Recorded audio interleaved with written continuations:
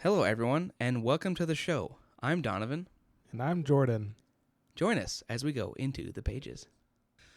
Podcast!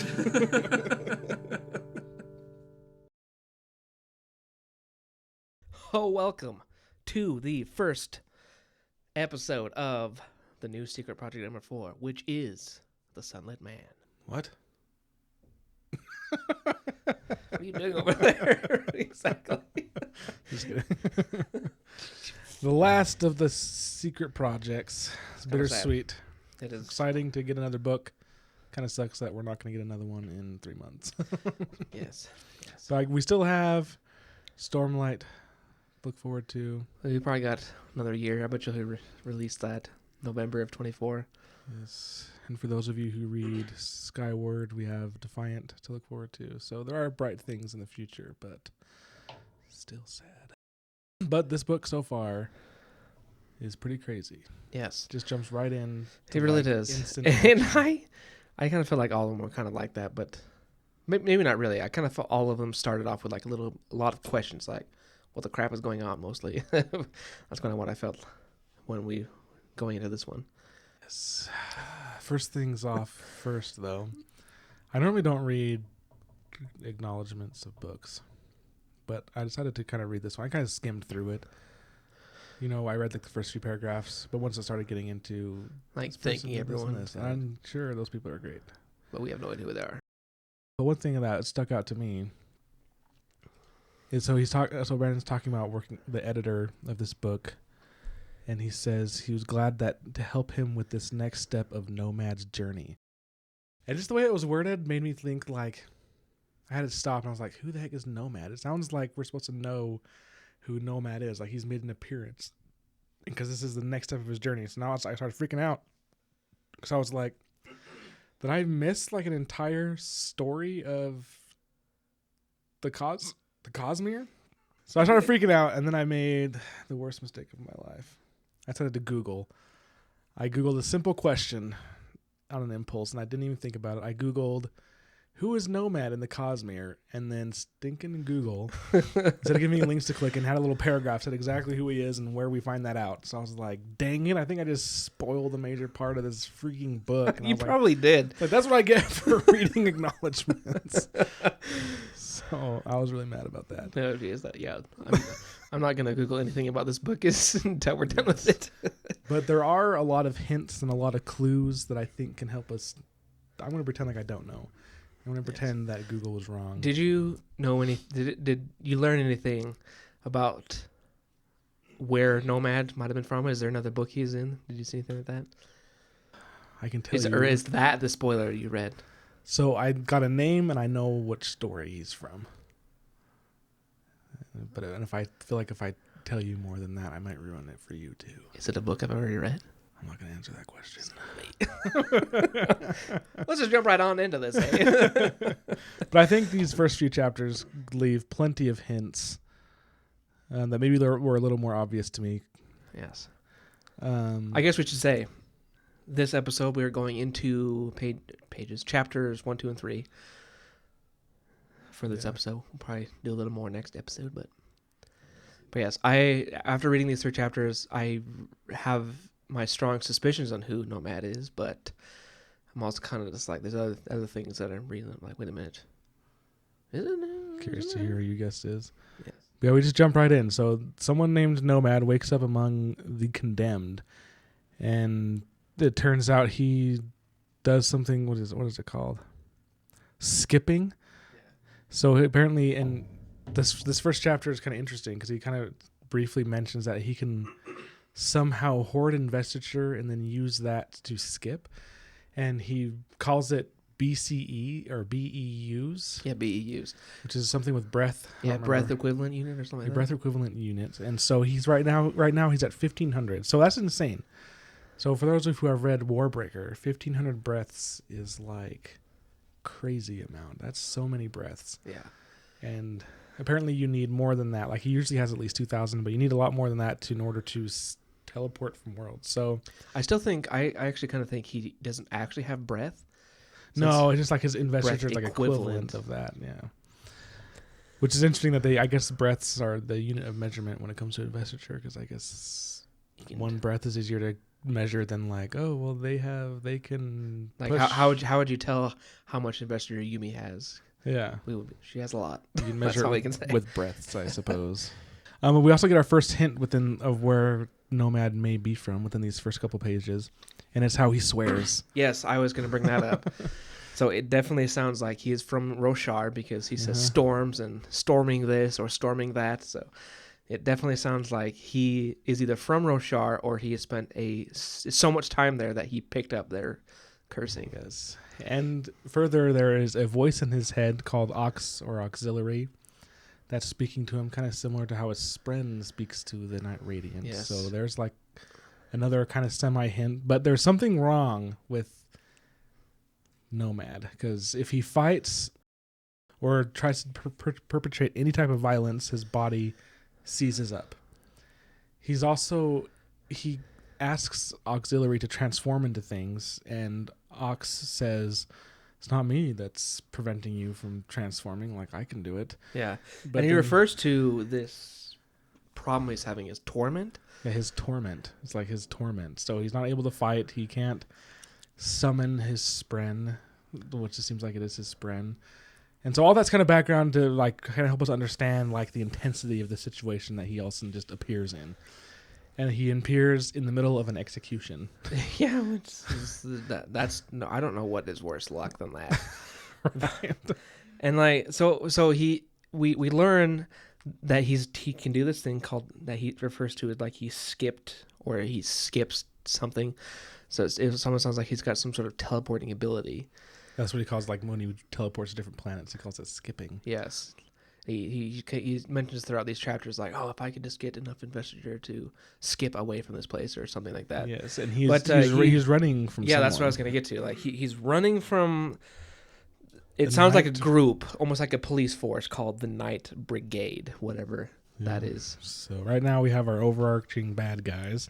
For all we know, he could be the bad guy of this Nomad. Yeah, maybe. I don't know. I guess the odds of that are pretty slim, but yeah, you never know. Brandon likes to throw wrenches upon wrenches in our gears. And apparently, if he has enough investiture, over 200 BEUs, 2,000 BEUs, he can connect with the planet and be able to speak their language. But since he only has 1,500, he's not able to do that. And so it lands him in trouble because he sees people that are being chained up and they start crying and they're weeping and panicking. So it's obvious. He's like, this is an execution. Yeah. And the guards are like yelling at him, and he's like, I don't understand you, bro. And so they kind of come after him and try to shackle him, which is where we learn that if he fights, he gets seized up because he tries to defend himself and fight. But it like causes him to seize up, and when he does, he gets captured. And it definitely sounds like he knows how to fight. He maybe we don't know how well or anything. Yeah, because it kept mentioning instinct. Like his instinct kicked in and he did something, and then it made him seize up. And so he's definitely doing things without thinking, which definitely. And we learn I think it's in the next chapter, the chapter after that he was a soldier. So we do have that. And we also get our first look at, I guess, the major baddies of this world, which seems pretty grotesque, to be honest. I was kind of like, ugh. So there's like the normal guards who he's kind of able to fend off, even though he has this limitation, until this person comes up that has like their torso is like completely melted away. And I thought it was just going to be like, oh, there's like scars. But the way it's described is just like organs are gone and ribs are sticking out. And in the place of a heart is an ember. Yeah. That's kind of like glowing and like pulsing. So I'm like, what in the freaking heck is this like? And then when that person starts fighting Nomad's like, oh, this is like an invested person. This is because they're like really strong and they're doing all these crazy stuff. They're able to hit him. Well, actually, I don't think they hit him, but he was able to tell somehow that they... Yeah, somehow, like, I don't know, when they were fighting, he's able to just be like, oh crap, this dude's like for real. But again, he seizes up, and so they capture him. They're able to capture him because of his lockups, because of his torment. I kind of kept thinking of Frugal Wizard, because if they lock up their nanos. I have gotten a lot of vibes from Frugal Wizard through this. It just kind of he's like appeared in a new world. His augments aren't working. Yeah. So it's very similar. Very similar, but he's definitely not in the middle of a field. He's in the middle of a dang execution. And I will say this. I should get this out of the way. I was going to save it to the end, but I keep just want to say that this is Hoid and that he is just known as Nomad in this story and maybe on this planet and everything. And because, he doesn't always go by Hoid. So we know him as Wit. And is there any other names? I know only Hoid is Wit. I only remember Wit and Hoid. Okay, there's probably some more. I think there's other times where it doesn't say what his name is, but like it's just kind of clues that he is who he is. Yeah. But it just kind of feels like this is Hoid because this guy mentions he has been to tens of planets at this point. And the only thing that is kind of making me go like, but is he Hoid? Because one reason is because of Ox. Like, who is this Ox? Is it a Spren? It sounds like a Spren. Especially because Hoid has design. Yeah, exactly. Like Hoid has design. So is this maybe not? Is this maybe Hoid years and years ago before he met design and like he lost Ox for some reason or something like that? Or maybe Ox is not a Spren and it's something like the sword. What is the sword's name? There's one on Roshar and Scadrial. Wait. No, I'm thinking of Warbreaker. Yeah, Warbreaker. I don't remember what it's called, but yeah, I know what you're talking about. Okay, yeah, I like that. But also, I don't think it's that because he doesn't have any weapons. Yeah, that is true. And when he's able to, so he gets captured and he gets chained to a rock, and he's able to make Ox form into a crowbar. Right. And it doesn't like exactly what Spren did. It doesn't give the same description as like when a shard blade comes out of nowhere. I thought it did. Did it? I thought it said like as if forming from mist. Oh. Before we get to that, I do want to mention one thing that I thought was kind of funny. Because Spren always have to have a personality. Yes. And Ox's personality is his voice is completely monotone and he's self-conscious about it. Yeah. And so he'll like describe what his emotion he's trying to say. Oh, yes. So he's one of the first sentences he says is, "It's your torment," the knight helpfully observes to his moderately capable squire. Yes. It's hilarious that it is that. Yes. It's like describing him as being helpful. I do want to say one thing before we get back to the shard blade misty stuff. I also thought this was Hoid because Hoid is the only one who describes stuff to us, the reader, as like things from our world. So he mentions several things, but one thing is like when he fights this first invested guy with like the ember in his chest, he says he pulled out a large bat off his back like a police baton. So he refers to a police baton. So it just sounds like Hoid again because he refers to something that is from our world and not from anywhere else. Unless he's also been to several planets. I mean, yeah. I mean, I guess Scadrial has force, so he could have been there. Yeah. And so it could have just been So it just I don't know because all the other stories. Maybe it could be that could be it. It could be Scadrial because that place is very similar to our here planet. So I think so hard. What do I say? Without giving it away. Well, there's like so many clues. I think this person is from Roshar. I don't think it's Hoid because there's other pieces where so after he wants to escape the execution, and what the execution is apparently the sun in this planet will just burn you alive if it touches you. You don't need to be a vampire on this planet to be burned up. That sun is so intense. They must be super close to it. I was gonna talk about the grass that is next to Nomad. He talks about how that's what I'm looking for. The grass part. Yeah. So anyway, say what you're saying, and then I can just talk about what I'm thinking. Then in that case, I thought we got a little bit of world building right here, just kind of like showing us what the world is like. I was wrong about this. I kind of learned we learn in the next few chapters, but the grass had sprung up. It had grown quite fast, and it was a tall patch of grass, as he refers to it. And it had grown that way in just the few minutes that he had awoken. He thought he was like hallucinating because how fast it was growing when he first came awake. Yeah, so I actually was suspecting that this planet would be like super overgrown. This is before we know that they use the sun to execute the people, but I totally thought that this place would just be super overgrown, super foresty because this grass just grew so quick. Yeah. And kind of skipping ahead a little bit, is we learn that the sun has investiture, which is part of the reason why it's so hot and why it just destroys everything. And that also plays a part on how these plants grow so quickly. Is Nomad kind of discerns or deduces that they grow so fast somehow because of investiture. But anyway, the part I was talking about where this is like another hint that makes me think it's definitely not Hoid is he mentions that this kind of grows. And he says that the way the plants grow and move reminds him of his home. And he says they're not as responsive as the plants on my home, because obviously on Roshar, like they kind of come out of holes like that and they retreat, and so it kind of reminds him of that. And then also when the sun comes up, he says it's roaring almost like the storm, like when he was at home. And so like the storm father. And so yeah, I don't think Hoid would have that kind of reminiscing or that kind of nostalgia happen. Okay, yeah. So I actually, that makes me think of, I have like internalized that Hoid is from Roshar, simply because the Way of Kings was the first Cosmere book that I ever read.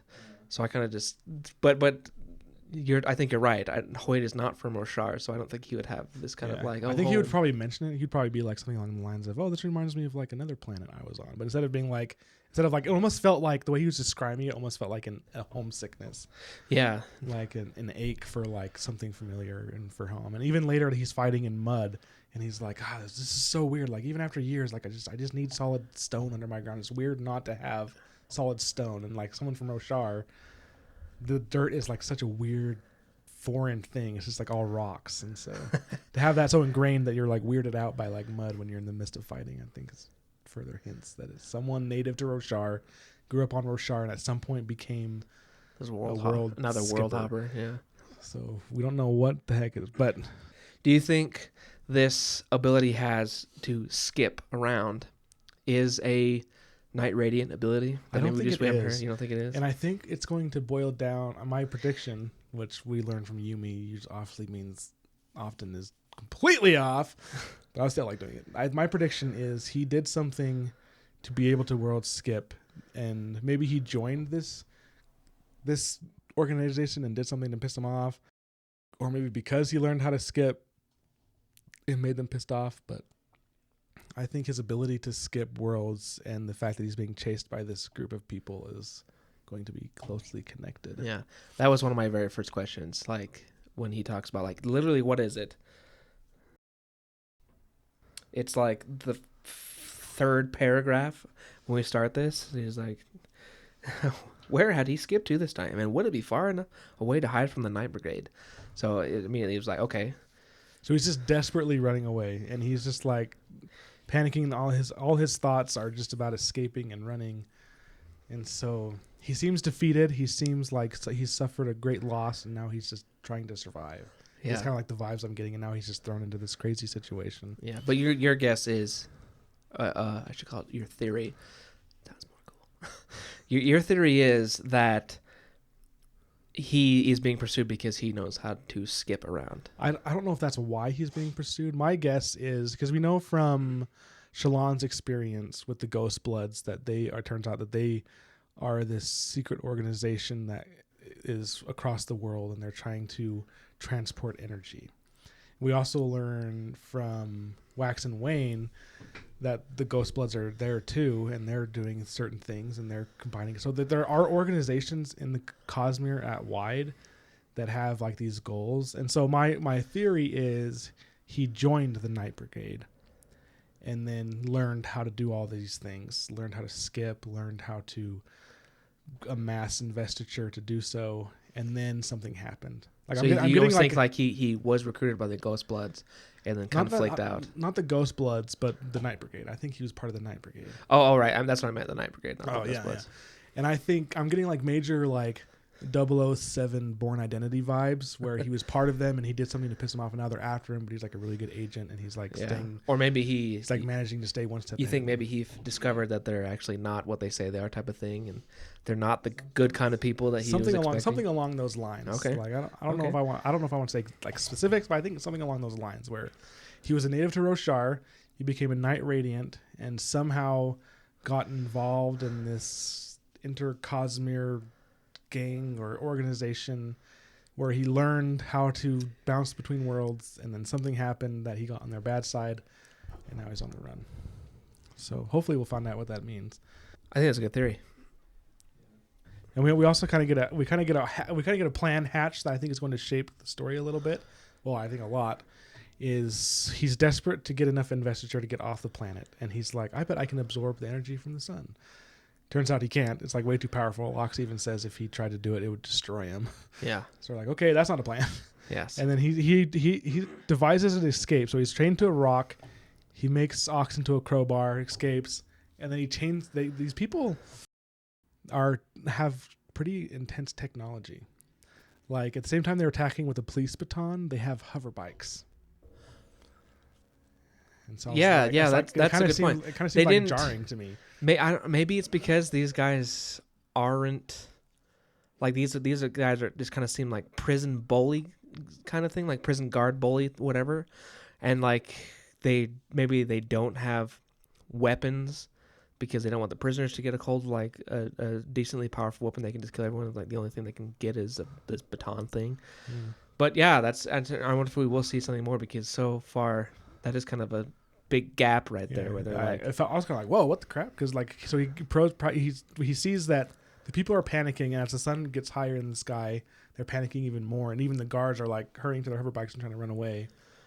And so his way to escape is extremely reckless and born of an arrogance of a very long time having high investiture.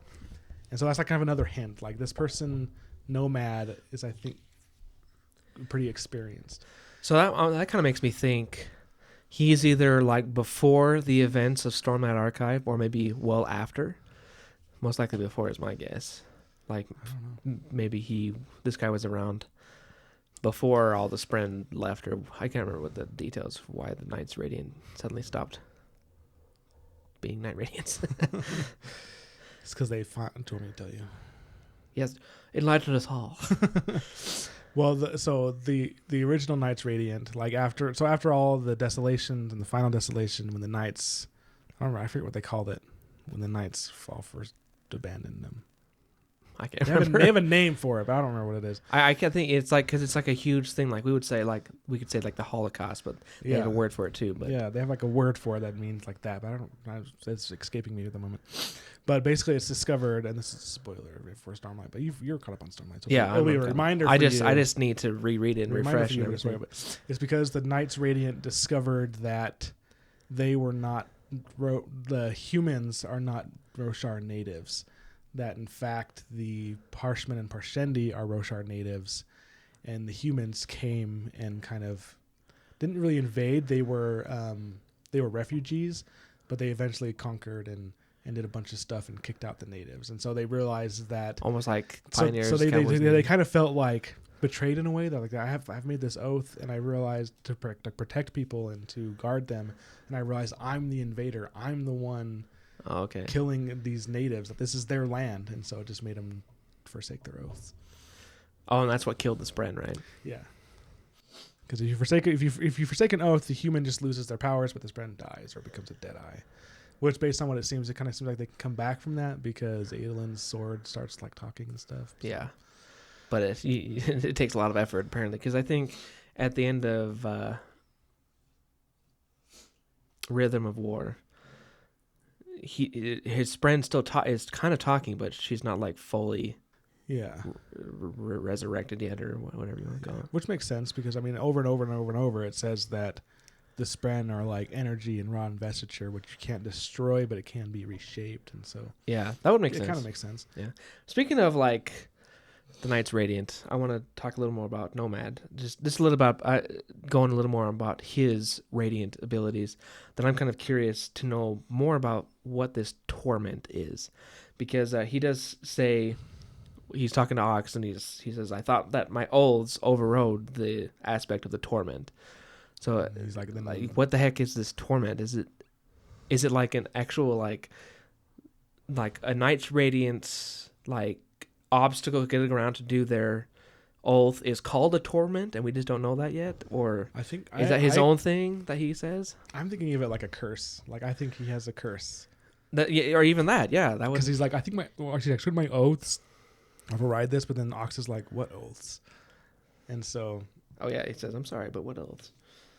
Yeah, so I don't know what that means because in order to that's interesting because wouldn't the Spren knows about the oaths, and so now I'm like, when I read that, I was like, okay, so that could mean one of two things: he's not actually a Night Radiant, he just has a Spren or something very similar hanging out with them, or he was a Night Radiant, and part of his problem is he broke his oaths.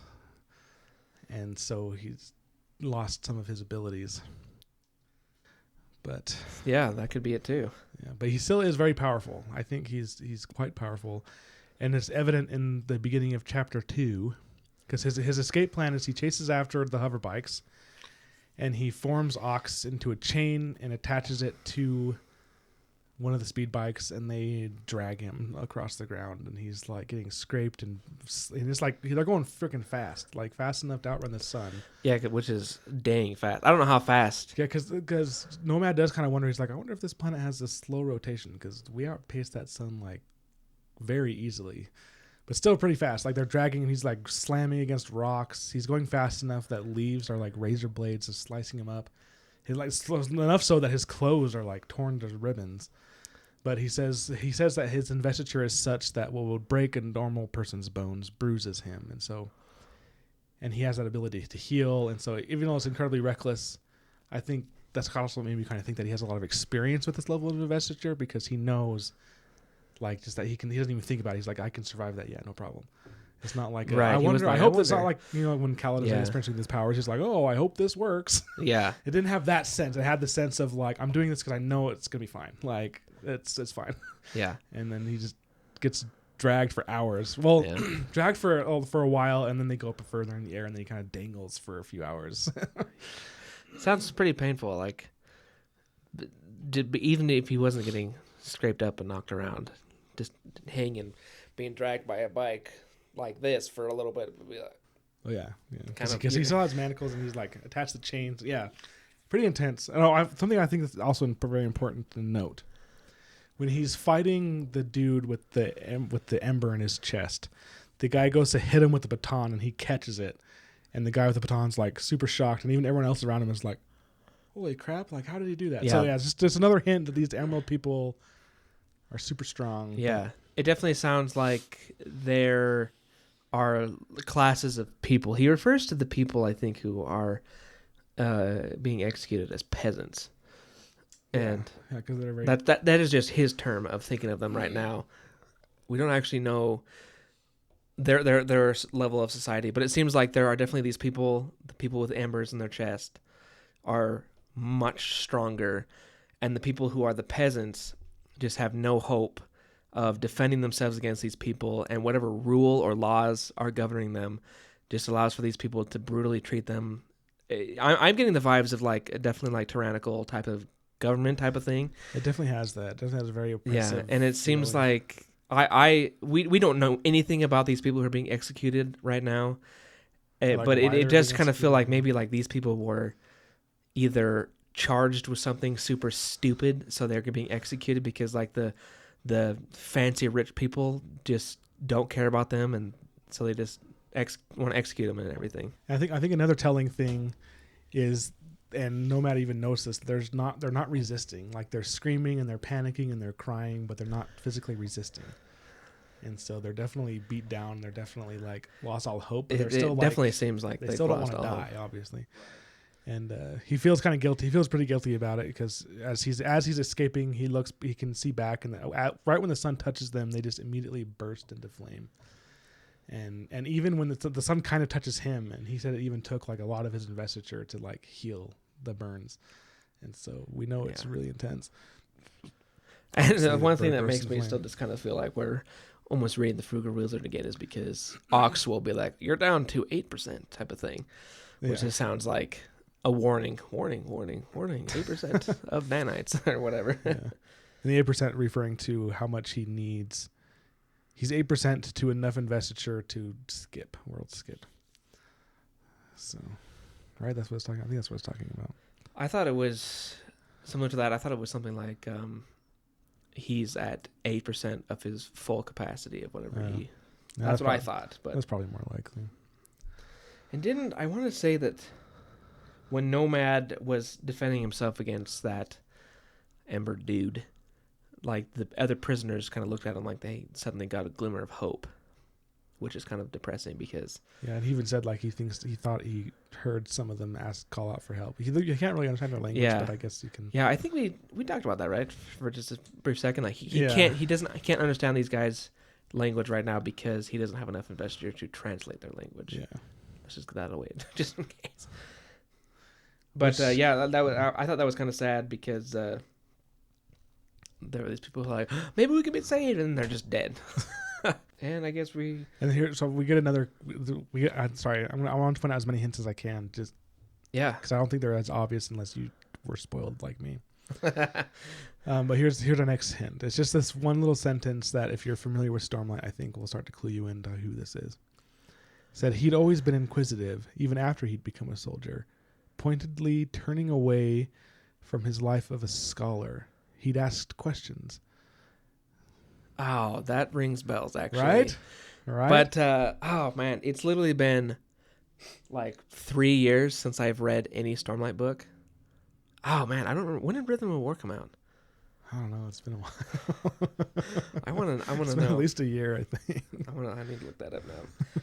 Pause for effect. No, November 17th of 2020. So it's been almost 3 years since. 3 years. So holy crap! It's been almost 3 years since I've read. So so that does ring a bell. Thinking like he went from scholar to hero, but I can't remember his name. He's Adolin's brother, right? This is the guy who I'm thinking of, anyway. I don't Renarin? Huh? Renarin? Yeah, maybe. That's he's the only one I know who was like scholarly, and then he got a spren. But what did his spren do? Remember, his spren is actually a void spren, so he wasn't actually a Knight Radiant. Oh, okay. So this is which maybe could be why he was like, "What oaths?" That's a good point. So we're not ruining out Renarin. Or at least you aren't. I know who it is. I'm not going to tell you. But eventually, and here we get another feat of technology, eventually the hover bikes come upon a floating city that has like tons of engines and lifting up this city, and it's about 30, 40 feet in the air, and he's like, what the crap? And then his mind starts turning. He's like, well, what? Like, why don't these people live in caves? Like, why are they always constantly running from the sun? Like, and how do they mine for this fuel source of all these engines? They have all this metal. How are they mining for this if they have to run so fast from the sun? And he's just like thinking, he asked all the questions I would very much like to know the answers. Yes, and he's like, no. Like, the only question that matters is how do I get enough power investiture to get the crap out of here? Yeah. To escape the Night Brigade. And so again, that desperation to just get away is like very strong. Yeah, which is kind of interesting to me because as we know right now, far as we know right now, the Night Brigade is not on this planet. He's kind of having a rough time by the locals, but the Night Brigade, maybe he just knows they're like right on his heels, so he's got to keep moving or something. But we get like little hints of like this guy seems like he has a sad life. So, because after reaching all these conclusions, he says the implications of it set his mind working. In old training, the man he'd once been started to worm through the corpse he'd become. I was like, jeez. He sounds like he's had a rough life. So this guy's definitely at rock bottom. Like, this is like the definition of like, you got nothing going on for you right now. Kind of, I guess, having that pointed out, it makes me think that maybe he doesn't even have like family or friends. Maybe they're dead or something like that, or maybe they don't like him anymore. I don't know. And then he's like, after asking all these questions, this question is only one thing matters. Is the source of power that's fueling these engines sufficient to rebuild his investiture? So that's like, again, all he cares about. Yeah. And also when the hoverbikes get there, they kind of connect to the edge and then like stay on and add their engines to the lift of the city. So that makes you think, this is what I thought anyway, that like, well, not to the extent that it actually is, but I definitely thought like, oh, so there's just a bunch of hover bikes attached to this. It's not like one single engine. There's just tons of these little bikes. Yeah. Which is kind of true. Yeah. I guess it's fine to skip ahead. We find out there's not actually a city. It's a bunch of ships that can connect together kind of like Legos and then split as they need to. Yeah. So answers that question, which we learn pretty soon, but not in this chapter at least. But Yes. And I was thinking at the beginning of this chapter that how the heck did this sun not destroy this planet? We do kind of get an answer to that. Do we? Not like I think he mentions it. Sure, I'll talk about it now. So he sees essentially farmers, and they're going and they're spreading seed. Uh-huh. And he realizes that based on his experience with the grass, that things grow so quickly that they get like a full harvest in like a day. And so they grow it super quickly, and then they harvest it before the sun comes. Is what he hypothesizes. We don't know if that's 100% true, but it seems likely. And we also kind of get a bigger picture of what the planet itself looks like. So you have the sun looks way bigger than normal, like it's like when it's cresting the horizon, it's like it's not far away like our sun. It seems like way close. Mm-hmm. And then also, I said that there's, what did he say? There's like, jeez, I don't remember where he explains it, but there's like a ring. I kind of pictured it like Saturn, like there's like a ring around the planet that's like really glowing and bright. And he said that in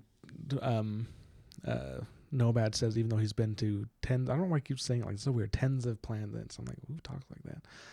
Yeah, I guess he doesn't want to say 40 or something, but he's not been to over 100. That's for sure. That's all we really know. But maybe like 20 or 30 planets. But then he says, despite all that traveling, and this is the most beautiful thing he's ever seen in all of the Cosmere, was the lights and the way that the rings look. So I was like, okay, so that like beauty contrast with just how like tyrannical and desperate and crazy this world seems so far, and it just gets worse. But they haul him, so he's still dangling, and they haul him up, and there's like a group of peasants, and there's more of those ember people, but their embers aren't glowing anymore, and they're kind of just like standing there, almost like they're powered off. So I was like, yeah, that's what I kind of got. Is it seemed like they weren't using up energy to move themselves around and stuff. So I was like, are these not fully living people, or are these kind of like more like Inquisitor-esque type? That kind of what I got. You talking about like Mistborn, like yeah. What do they call them? They just call them Inquisitors, right? They don't call them like Steel Eyes or something. No, yeah, Inquisitors. Okay. Yeah. So we kind of get that. We kind of get a picture of like how the people look, pretty normal people with just different eyes, obviously. And then we see someone who seems like the leader. Mm-hmm. This guy has glowing eyes. And this is where we get another hint. You probably caught this one. Oh, right here. So he's talking about his eyes that glow red, and he says they simmered a deep red color as if lit from behind. The effect reminded Nomad of something from his past long ago, but this was less like the red eyes of a corrupted soul and more like something that was burning inside the man. So if you remember when what do they call it? I know they call them Parshendi, but what do they call themselves? Listeners. When listeners are taken over by the Void Spren or whatever. The Void, not the Spren, but they're possessed by like the soul of someone else. Aren't they called Void Bringers? Yeah. I don't remember. I remember they're there's called something called Void Bringers, but like the Returned or. Well, there's something. No, the Returned is from. That's Warbreaker. Dang it. Jeez. Anyway, when they're possessed, their eyes turn red, and they're like thought of as like their soul's corrupted. And so another hint that he was there, maybe during the Desolations, maybe during the war that's in the current Stormlights, but it says long ago. So I'm like, all these freaking hints. The Tress, when I remember Tress, I was like, there's hints that made it seem like the war that we're currently reading about was over, and now this hint that could go either way. Like maybe this is. He's old enough that he was there during the Desolations. Like maybe he was one of the knights that forsake his oaths, or maybe he's one of the knights that's fighting now with Kaladin and Shallan and Dalinar and all them. But then it says like long ago from his past. So I'm like, what is going on? Maybe he was but a boy when for that war or something. Maybe, I don't know. But he seems a little more put together. Like it says that he seems like he has an ember in his chest, but it hasn't completely burned away his chest. Like he still has pecs, and he has like a shirt on, but he can like kind of still see Nomad can still see like the glow through it. And so, do we get a picture of him, or is it it's the woman? I know we get a picture of the dude he fights at the execution ring. But then the people start calling Nomad something in their language, and Ox is kind of like, I think I understand what they're saying. It sounds like they're saying the one who survives the sun, and they all start chanting it, like all the peasants. And then the leader dude like raises up his hand and like silences them, and then he like takes off his glove, and everyone's like, and then comes up and grabs Nomad's face, and then nothing happens, and then everyone's like, yeah. And then he has like a funny thing. He's like, what does he say? Oh, yeah. He's like, if you lean in for a kiss, I'm going to bite your storming lip off. Yes. Okay. Yes. And this kind of made me think that maybe Nomad was trained by Hoyt or something, because he kind of talks about his master would be proud of his humor and whatever. That's another extent I was going to tell you about of who this person is. I need to reread Stormlight right now. But anyways, everyone's like super amazed, like, wow, what's going on? Oh yeah, Ses Nasithtor, whatever the crap. I don't know if I'm pronouncing that right, but yeah, one who escaped the sun. And then, yeah, essentially the dude attacks him. He kicks him in the chest, kicks him around a few times, and then does he put the shackles on him? They take off the shackles. Just put new things on. And they put like bracers on, like gold bracers. And then when we go to chapter 3. And this is where right at the beginning of chapter 3, like the city is vibrating, and Nomad's kind of like, what the crap? But everyone else is acting natural, and that's when it splits up, and he's like, oh wow. Then he sees the farmers going somewhere and doing things. He sees buildings that are big enough to be warehouses, like just kind of describing the city a little bit, which is just essentially a hodgepodge of things that can get together when needed. And again, he describes it as, it has more of an air of, like, instead of being like majestic and like, wow, it just seems like a survival desperate kind of get together type of thing. And so Nomad even describes the city when he first sees it. It's not some grand city. yeah, It seems like it's the slums, it's the ghetto type of thing. Like these people have shelter, but it's barely shelter type of thing. Exactly. Yeah. Kind of that's what I kind of felt like. So I definitely think that's a good description. Is like these guys are definitely, they're not thriving, they're surviving. Exactly. Yeah. Which maybe it's something because of their environment. I mean, that's pretty crazy that if they get caught in the sun, they will die. And so they're always having to move, and so I bet that combined with like some other stuff, it probably makes it easy to control the population. And then he like apparently whoever this leader is just wants to get rid of Nomad. He just wants him gone.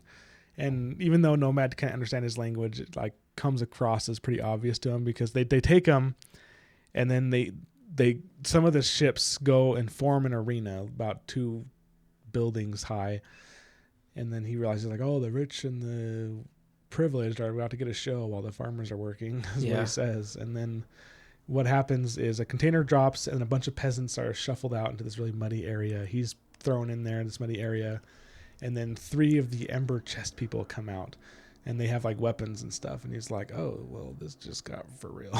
Yeah. And actually, really quick side note, this got me thinking, since he described that he went to a muddy area, what you need for mud is, dirt and water. Yeah. So we kind of see how they get their food, but where the heck is the water coming from? That's a good point. Because with how intense the sun is, it's like evaporate easily. Yeah, so this kind of goes along with like the same question Nomad was asking, like how do they get their metals? How do they get the fuel to fuel their city?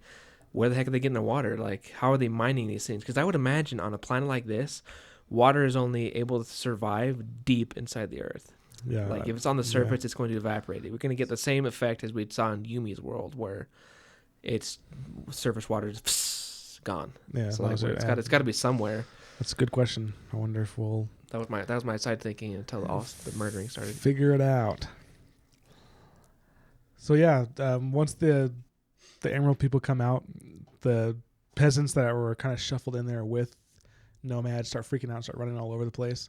And they also I forgot to mention, they also dropped like obstacles. So it's not just like an arena of mud. They dropped like boxes and stuff for them to like. Yeah, and he kind of thought of it as like an obstacle. Yeah. And he decides to he's like, okay, well, I'm gonna just try to survive. I'm gonna make myself a hard target so I can figure out what's going on. So he's like trying to get himself some space. And so he starts climbing on one of these, whatever the heck they are. But then he finds out, like, no, they're determined to kill him because one of the Emerald people is specifically focusing on him and, like, coming after him with, like, a huge machete. Which is why I think this is the art you're talking about. Yeah, this is where we get. Well, they kind of fight a little bit, but yeah, the lady who comes after him is there, but she looks crazy, and she looks like a half decayed zombie or something to me. Yeah. This is the first time I was reading on my Kindle, so it was like a black and white. This is the first time I'm seeing it in color. But yeah, she's very pale. Your ribs are very prominent, sticking out, and there's nothing. Yeah, that's pretty grotesque. And this is actually kind of cool. I didn't notice this when I first saw it, but you get to see the city in the background, how it kind of looks, and it definitely looks super grungy. It's not nice at all. And you get to see the rings that he described too, which I thought was cool. That's pretty cool. So anyway, so she's like really determined to kill him. Yeah, he kind of discovers this part too, that his body only locks up if he's like trying to go offensive, but if he's just defensive, he can be okay. But yeah, that's a pretty hard. That's how he's able to survive. Is he can use his warrior abilities to evade and dodge. And defend himself. He turned Ox into a crowbar again, and just was using him to. Ox sounds like a male thing, but it sounded like he was able to use Ox just to deflect this woman's machete. He tried to do it like secretly, like he didn't want them to know that he was forming it. So he like pretended to fumble around in the mud and then pulled up. Yeah, because that's a really good thing to keep to yourself. Is like you are able to just conjure a weapon out of nothing. Yeah. People would probably be like, whoa. And I mean, he's already in a kind of predicament. Maybe they'd want to kill him even more if he had that kind of an ability. But I'm sure they would. I mean, just by existing, they want him dead. And apparently because he's strong enough to resist these. Yeah. And he also, he it seems like to me like these guys want him dead because he is even though he's not done anything, he's kind of like a Robin Hood type of thing already for these peasants. Like he represents like someone can fight these people. Someone can I don't know what the heck was supposed to happen with that main glowy-eyed guy, but it seems like when he grabbed his face, he's supposed to explode his brain or something. That's what it seemed like. But so they want to crush these peasants' hope, and that just means they need to kill Nomad. Yes. So he's able to escape this woman, and he tries to jump on the tallest of the structures. It's like 15 feet tall. There's another guy up there that kind of helps him up, and he's able to get like a better picture of like what's going on. There's like some peasants that are doing a little bit better of dodging and evading, but none of them are being killed. Yeah, which I thought was I was very surprised to hear that they weren't being killed.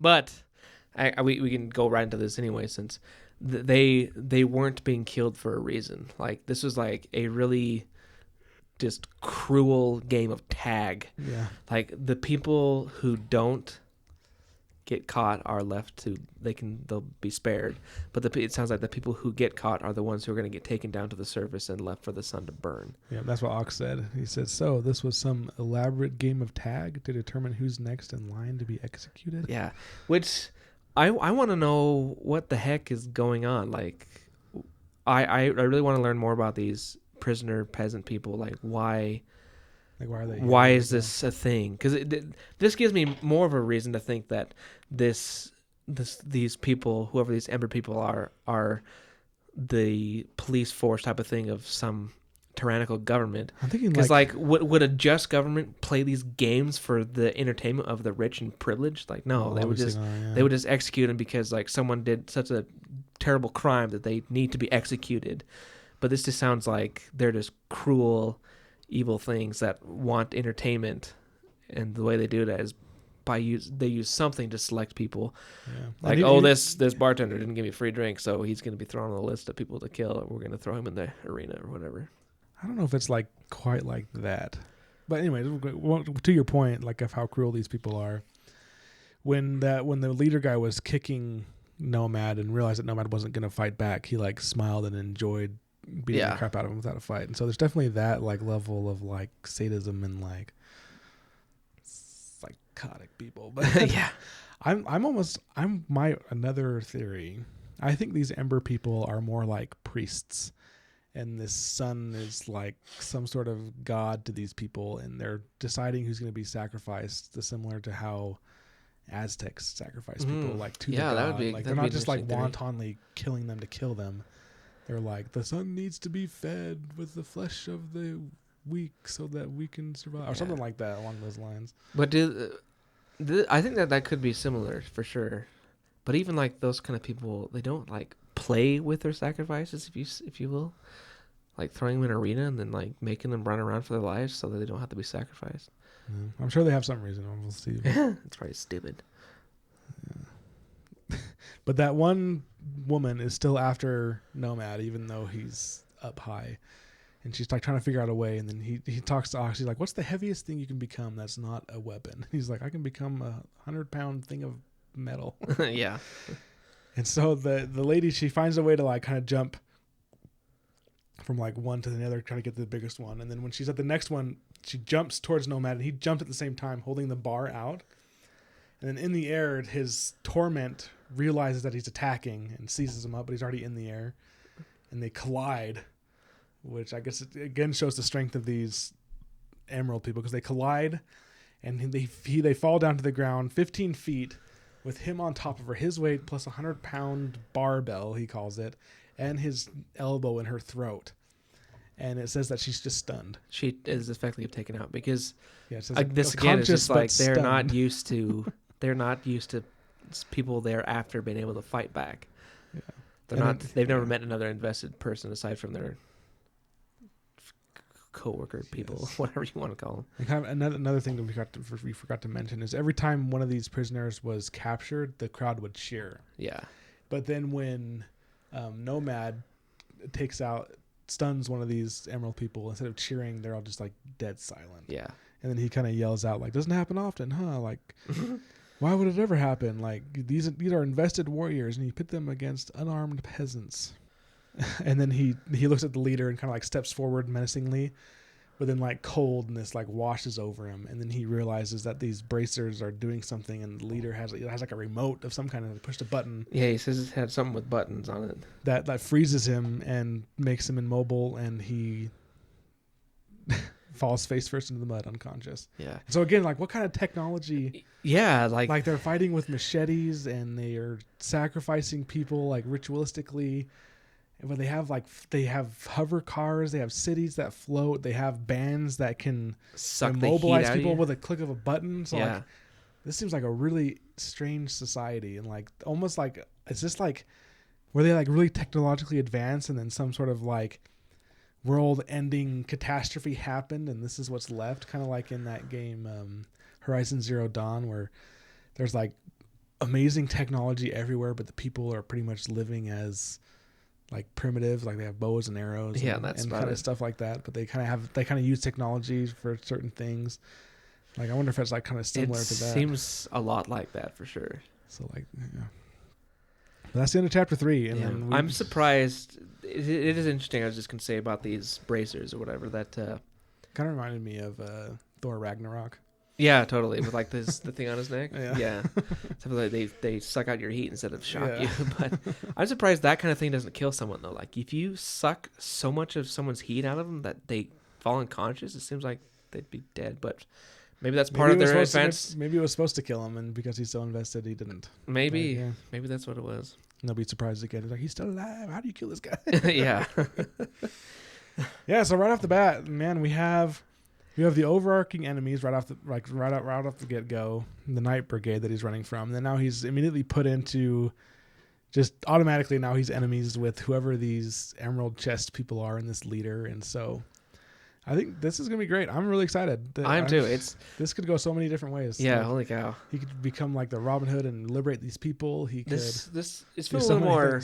It's feeling a little more fast paced than the previous books. Yeah, the previous books, I think, like you were saying, like Tress kind of took a little bit to get going. Frugal Wizard, he was like kind of right in the thick of it, but it was kind of like and then like and then it got like better. But this was like yeah, exactly. So it's kind of like yes, and he's gotten himself. This is another thing that almost makes you want to say this is Hoyd, because he's just barely gotten to this planet. He's already in a heap of trouble. But yeah, I still don't think it's Hoyd. I think we could rule that out. But I'm curious to see if it'll ever say. He's in a mess. Like, told you so. Well, this is going to be fun to get into this book a little bit farther. I did want to say this, just one thing, because I thought it was kind of just funny, but on the cover of the book, we don't have the physical books yet, even though I actually watched Brandon's weekly update for this week of what is today, the 3rd, the Thoid.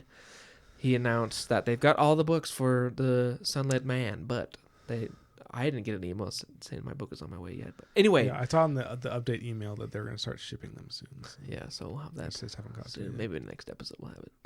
But I want to know what weapon he has. It must be Ox, but I totally thought, is this gonna be like some sort of Star Wars thing? Because for some reason that sword just really looks like a lightsaber to me. And another interesting thing to point out about the cover is, so on the front cover you have, I guess, which was obviously Nomad. He's holding a sword, and on the back you have what looks like a woman that has the thing in her chest. Oh yeah. But the man in the front doesn't have the thing isn't in his chest, but he's holding something that looks like it's glowing like an emerald. Oh, something shiny. And so I'm like, oh, I wonder if that's how he gets his investiture. He's going to rip out one of those. He's just be like, maybe, yeah, because it does kind of look just like that. But you said you saw the woman? She's on the back. Oh, on the back. Yeah, it's on the digital art. It shows the back art on the digital thing. Oh, okay. I know because I made it my screensaver on my computer. Oh yeah, that's right. I'm loving all the connections to Roshar. And to me, it seems pretty obvious this is a Knight Radiant from Roshar. I'm curious to see what order. I'm curious to see if what I read in Google is true about who this is. Yeah. I agree. I'm super excited that this has got all the connections to Roshar.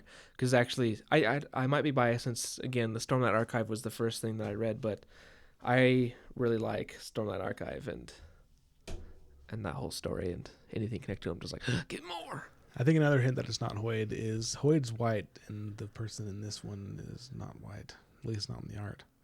What is he? Well, he does mention, like, when he's talking about the people, he's like, there's some light skin and there's some with darker skin like me. Oh, okay. Maybe he's just tan. But, okay, yeah. Just more of a hint that he's not Hoid. We'll see next week what happens with this contest, and if he's... how long he's going to remain clueless of the language, or if he's going to get invested somehow. That's actually one thing I was going to bring up.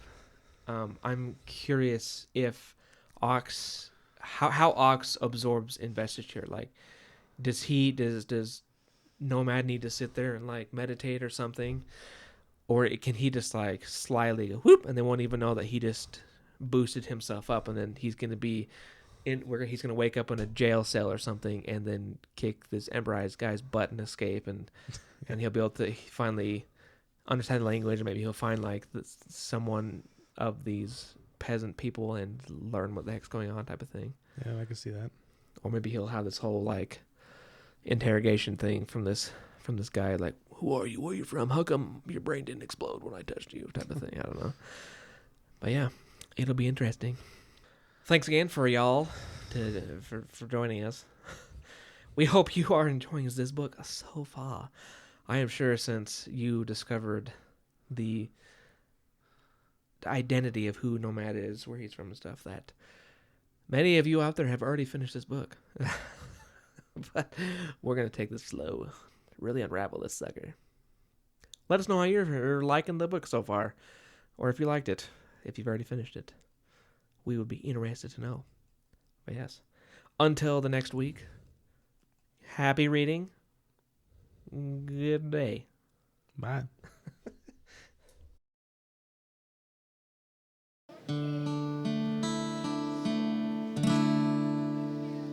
So